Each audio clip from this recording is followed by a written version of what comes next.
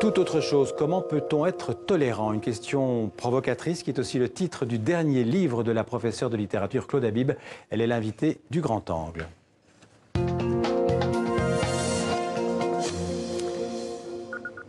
Bonjour Claude Habib. Bonjour. Vous avez été, ou vous êtes toujours d'ailleurs professeur de littérature à l'université de Lille et puis à la Sorbonne Paris 3, une spécialiste d'ailleurs du XVIIIe siècle et notamment de Jean-Jacques Rousseau qui a beaucoup écrit sur la tolérance. Et votre dernier livre, donc aux éditions Desley de Brouwer, porte ce titre à la fois accrocheur et provocateur. Comment peut-on être tolérant? Alors d'abord, je voudrais vous demander un exercice difficile, nous donner votre définition de la tolérance. Oh, la tolérance, d'abord, elle est ce phénomène historique qui est l'instauration en Europe de la liberté de conscience par des grands textes, celui de Bayle au XVIIe siècle, celui de Locke, et puis tout le travail de Voltaire qui diffuse ces deux nécessités jumelles, la liberté de conscience, respecter le fort intérieur des individus et la liberté d'expression. Parce que c'est pas tout de penser, il faut pouvoir être libre de dire ce qu'on pense.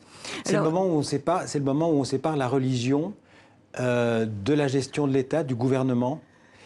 Non, pas encore. Pas encore. Il faut vraiment attendre la loi de 1905 pour que ces choses se règlent. Non, au XVIIIe siècle, le catholicisme est religion d'État. Et c'est pour ça d'ailleurs qu'il y a ces crises, ces supplices de protestants comme Calas, ces supplices de gens qui sont supposés incroyants comme le chevalier de la Barre. On ne peut pas dire que la tolérance, c'est simplement le respect des différences. Est-ce qu'on pourrait la définir comme ça ? Oui, le respect des différences, le fait de vivre avec des gens qui ont des convictions opposées aux nôtres. Alors au XVIIIe siècle, c'est bien sûr le schisme entre catholiques et protestants. Il faut faire vivre ensemble des gens qui ont une idée tout à fait différente de la chrétienté, donc du christianisme. Donc vivre avec quelqu'un dont vous supposez qu'il est maudit. Comment faire? Alors, la tolérance, elle est lente à entrer dans les législations. La tolérance pour les protestants, c'est Louis XVI, juste avant la Révolution, qui l'impose. Et puis, la Révolution changera le statut des Juifs, qui était aussi une minorité opprimée sous l'Ancien Régime. Donc ça, c'est la base. D'accord. Maintenant, vous dites respect, oui, respect de coutumes qui sont différentes. Et si je pense que la tolérance est un problème devant nous, c'est que nous habitons dans des sociétés qui sont multiculturelles, qui sont appelées à le devenir toujours davantage. Il y a un brassage. La mondialisation est là aussi dans les mouvements planétaires de population. Et donc, il faut supporter, et je crois que c'est important de donner à ce mot tolérance ce relief de pénibilité. Il faut supporter des coutumes, des mœurs, des... Il faut faire un effort pour être tolérant? Absolument, il faut faire un effort permanent et cet effort, nous aurons toujours à le faire. Il ne faut pas espérer que soudain ça s'allège et qu'on soit dans une société qui a dépassé tout ça, qui est antiraciste, où le respect est la chose du monde la mieux partagée. C'est pas vrai. Justement, au début du livre, vous reliez la question de la tolérance à la question de l'immigration. Pourquoi? Parce que ça se passe aussi sur ces contacts avec les mœurs. Qu'est-ce que c'est? C'est des styles de vie, c'est des manières de vivre.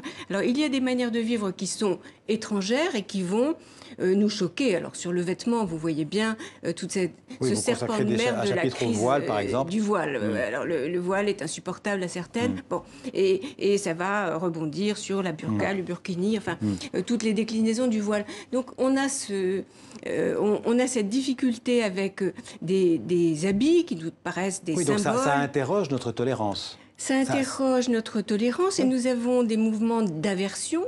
Vraiment, j'aime pas ça. Et nous avons à chaque fois à nous demander si ce j'aime pas est fondé en raison, s'il y a des vraies raisons de ne pas supporter ou si il faut changer, s'habituer, émousser ces réactions de dégoût que peuvent causer les coutumes des autres. Vous avez prononcé le mot aversion et vous écrivez que la tolérance ne peut être détachée des aversions. Oui. Expliquez-nous. Eh bien, si on pense que la tolérance est quelque chose en roue libre dans le ciel des idées, que ça se fait tout seul, on met un couvercle sur des émotions humaines très fortes, qui sont des émotions de dégoût. Et si elles sont si fortes, ces émotions de j'aime pas, ça me déplaît, c'est qu'elles sont ancrées dans le corps. Ce sont des réactions physiologiques. Le dégoût, dans sa forme la plus extrême, c'est la nausée, le vomissement. Et ce sont des choses qui sont incorporées pour nous protéger. Vous mangez une nourriture pourrie et vous vomissez après. Et c'est très bien comme ça parce que ça vous permet de survivre. Donc, ce sont des défenses corporelles. Et ces défenses-là, eh bien, on ne peut pas s'en extraire. Qui veut faire l'ange fait la bête. Et si on dit « j'ai pas de corps, vous avez... La formule, c'est rien n'est dégoûtant sauf le dégoût lui-même. Ça, c'est les gens qui imaginent qu'ils sont des anges.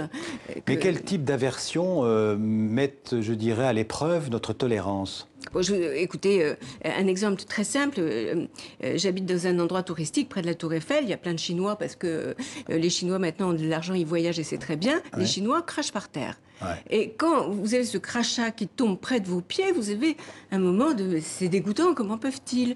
Bon, le crachat n'existe plus en France depuis le 19e. La révolution pastorienne, interdit de cracher, vous vous rappelez ? Bon, voilà, nous, ça nous choque. Eux, ils pensent que c'est salubre. Ils pensent que pour la santé, il faut cracher. Alors, est-ce que selon vous, la tolérance ferait le jeu du communautarisme, c'est-à-dire du particulier opposé à l'universel ?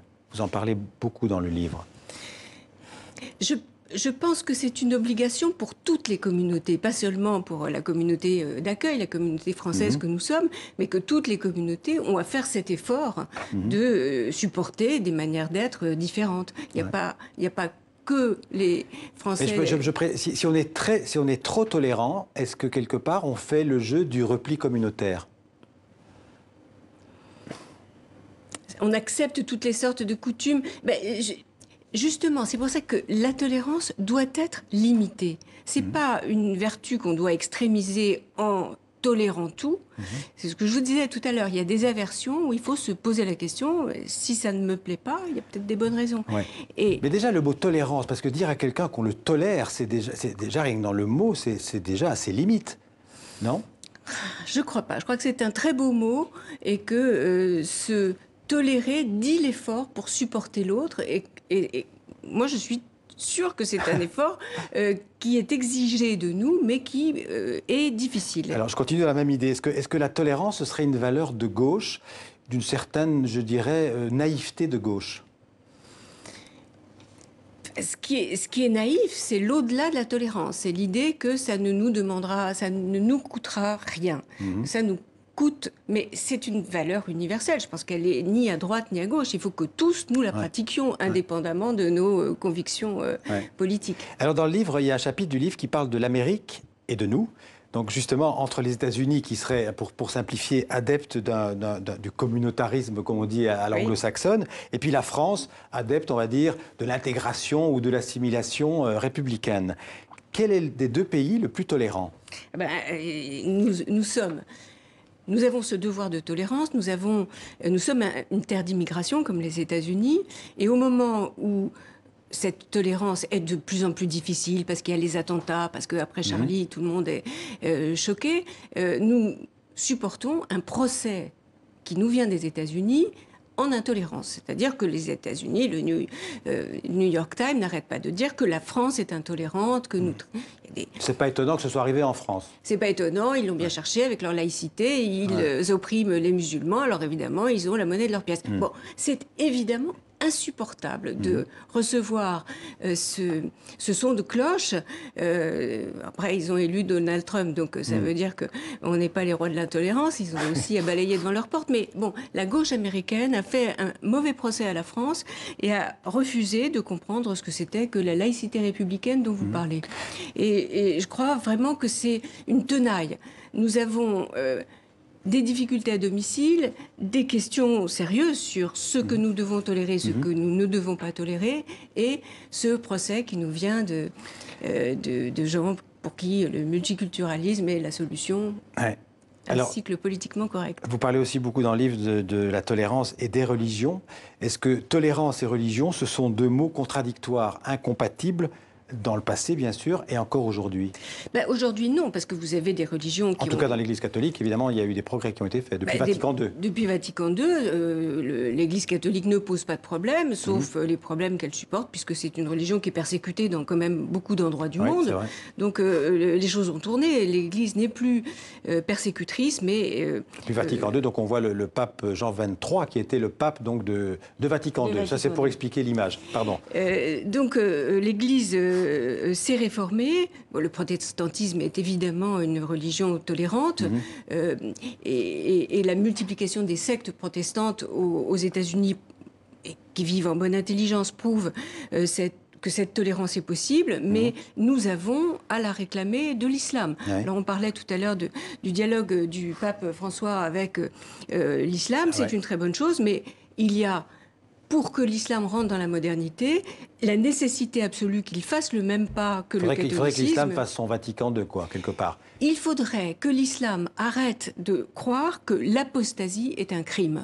L'apostasie est criminalisée en islam, et donc il y a beaucoup de pays qui ont rétabli la peine de mort pour l'apostasie. L'apostasie, c'est-à-dire c'est renoncer à sa religion. C'est renoncer à l'islam. Ouais. Pour changer de religion ou pour devenir athée. Et c'est toujours criminalisé en Arabie Saoudite, en Mauritanie, en Égypte. C'est très grave, cet interdit de la liberté de conscience. Donc nous, avec l'islam en France, nous avons à exiger...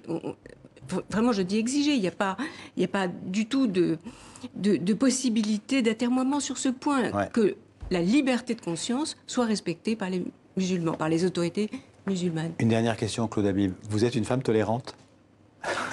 Écoutez, peut-être que j'ai besoin de me l'enseigner à moi-même et que j'ai besoin de faire des efforts comme tout le monde, peut-être un peu plus, je ne sais pas. Il faut demander à mes étudiants.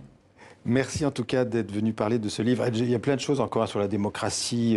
On a parlé du voile, sur l'hygiène, la démocratie permissive, le besoin de frontières, on aurait pu en parler aussi. Un livre passionnant. Donc comment peut-on être tolérant aux éditions Dessler de Breuer? Merci Claude Habib. Merci à vous. D'être venu.